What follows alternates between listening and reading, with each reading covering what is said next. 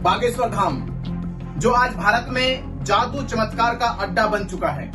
आज हम उसी अड्डे के मठाधीश की बात करने वाले हैं, जिसका नाम है धीरेंद्र शास्त्री। धीरेंद्र शास्त्री ने आज भारत में बहुत सारे भोले भाले लोगों को जादू और चमत्कार दिखाकर उनकी भावनाओं का, उनकी आस्था का आज मजाक बनाया है। मजाक क्यों बनाया है, मैं एक सच बताना चाहता हूँ। धीरेंद्र शास्त्री जिनके शिष्य हैं, जिन उनके गुरु आंखों से देख नहीं सकते, बचपन से अंधे हैं। उन्होंने आज तक, उनके गुरु ने या बागेश्वर धाम सरकार ने उनके गुरु की आंखों में रोशनी नहीं डाली। जो अपने गुरु की आंखों में रोशनी नहीं डाल सकता, वो आपके जीवन के अंधकार को कैसे दूर करेगा। ये सच्चाई मैं आपके सामने लाना चाहता हूँ। गुलशन कुमार पूरी जिंदगी भर माता का गीत गाते गाते बूढ़ा हो गया और अंतिम में जब उसको गोली लगी, वो माता के गीत गाते भी लगी।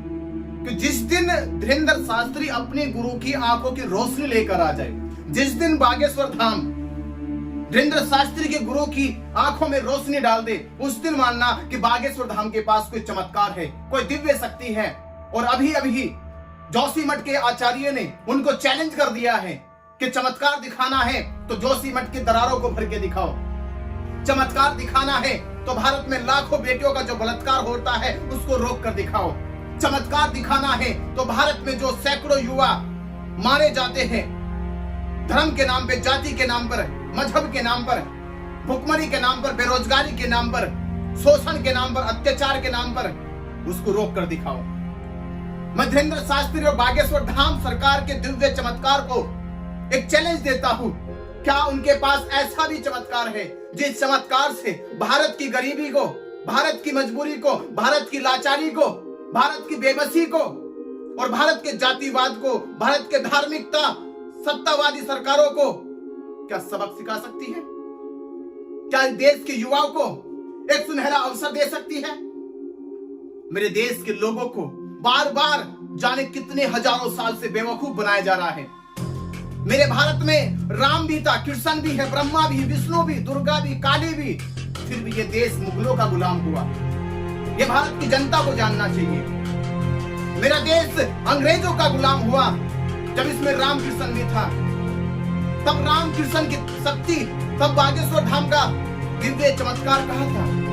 जब इस देश की संपत्ति को, इस देश की धरोहर को, इस देश की मर्यादा को, इस देश की अस्मत को लूटा जा रहा था, तब इस देश के देवी देवता का, जो आज भोली भाली जनता का बेवकूफ बनाने में इतना बड़ा दरबार लगाते, लाखों करोड़ों रुपया कमाते, तो मेरे देश की जनता, मेरी आपसे बस यही अपील है, जागो, विज्ञान को मानो, ज्ञान को मानो। ये दुनिया में कोई चमत्कार नहीं है। और अंतिम में एक और चीज कह दूं, मीडिया पे 2 दिन से और एक और चीज दिखाई जा रही है, वो है माइंड रीडिंग। माइंड रीडिंग का जो कॉन्सेप्ट है, वो कॉन्सेप्ट एक टेक्निकल है। और टेक्निकल किस पे होता है? विषय होना चाहिए, भाषा होनी चाहिए, वस्तु होनी चाहिए, व्यवहारिक शारीरिक बनावट का ढंग होना चाहिए, परिस्थितियां होनी चाहिए। कोई भी माइंड रीडिंग, अगर मैं ये कहूं कि इंडिया की माइंड रीडर, क्या अफ्रीका के आदमी का माइंड रीड कर पाएंगे? क्या जर्मनी के आदमी का माइंड रीड कर पाएंगे? क्योंकि जब तक आपकी भाषा ही मैच ना होगी, आपकी संवेदनाएं मैच नहीं होगी, कोई माइंड रीडर माइंड रीड नहीं कर सकता। ये बहुत सारी टेक्निक है, उस टेक्निक को समझना होगा। संसार में कोई भी प्रॉपरली माइंड रीड नहीं कर सकता। सभी का बहुत